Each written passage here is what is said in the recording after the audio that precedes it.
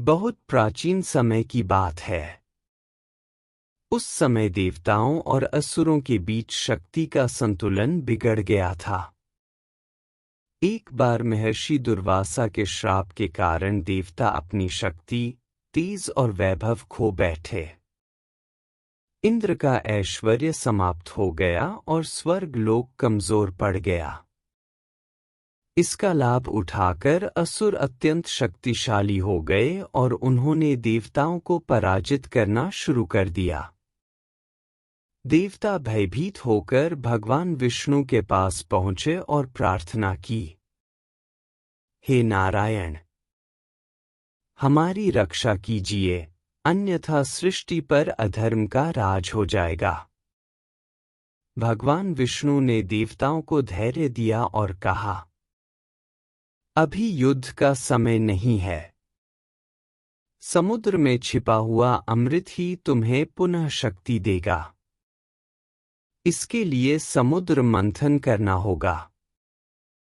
असुरों को भी इस कार्य में शामिल करो, पर अंततः विजय धर्म की ही होगी।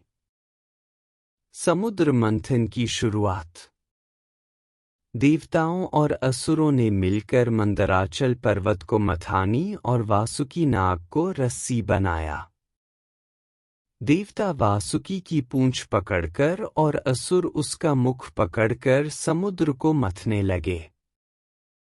लेकिन जैसे ही मंथन प्रारंभ हुआ, मंदराचल पर्वत अपने भारी भार के कारण समुद्र की गहराइयों में डूबने लगा। पर्वत के डूबते ही मंथन रुक गया। सभी निराश और चिंतित हो गए। भगवान विष्णु का कूर्म अवतार। तभी भगवान विष्णु ने सृष्टि की रक्षा के लिए कूर्म, कछुए का रूप धारण किया। वे एक विशाल, दिव्य और अडिग कछुए के रूप में समुद्र से प्रकट हुए। उन्होंने मंदराचल पर्वत को अपनी पीठ पर उठा लिया। अब पर्वत स्थिर हो गया और समुद्र मंथन फिर से शुरू हुआ। भगवान विष्णु पर्वत का पूरा भार सहते रहे। मंदराचल उनकी पीठ पर घूमता रहा, जिससे उन्हें घर्षण का अनुभव हुआ, किंतु वे पूर्ण शांति और धैर्य के साथ सब सहते रहे। कहा जाता है कि यह घर्षण उन्हें सुखद अनुभव भी देता था। यह उनके त्याग और करुणा का प्रतीक था। समुद्र से निकली अद्भुत वस्तुएं। मंथन के दौरान समुद्र से एक एक करके कई दिव्य और भयावह वस्तुएं निकलीं।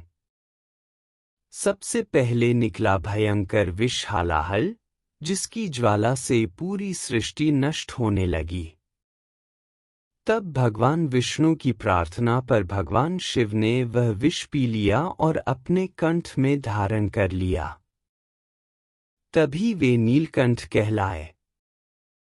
इसके बाद समुद्र से निकले कामधेनु, मनोकामना पूर्ण करने वाली गाय ऐरावत, इंद्र का हाथी उच्चैश्रवा, दिव्य अश्वकल्प वृक्ष देवी लक्ष्मी, जो स्वयं भगवान विष्णु के वक्षस्थल में निवास करने लगी, और अंत में धन्वंतरी, जिनके हाथ में अमृत कलश था।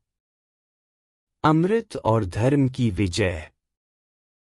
अमृत को पाने के लिए देवताओं और असुरों में संघर्ष हुआ। तब भगवान विष्णु ने मोहिनी रूप धारण कर असुरों को मोहित किया और अमृत केवल देवताओं को पिलाया। इससे देवता पुनः शक्तिशाली हो गए और असुरों पर विजय प्राप्त की। इस प्रकार धर्म की पुनः स्थापना हुई और सृष्टि का संतुलन वापस लौटा। कूर्म अवतार का अंत। कार्य पूर्ण होते ही भगवान विष्णु ने कूर्म रूप त्याग दिया और अंतर्धान हो गए। किंतु उनका यह अवतार सदास्ता के लिए धैर्य, स्थिरता और निस्वार्थ सेवा का प्रतीक बन गया।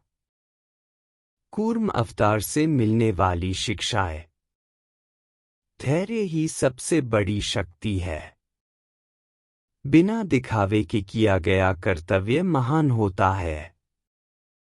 दूसरों को सहारा देना भी ईश्वर की सेवा है।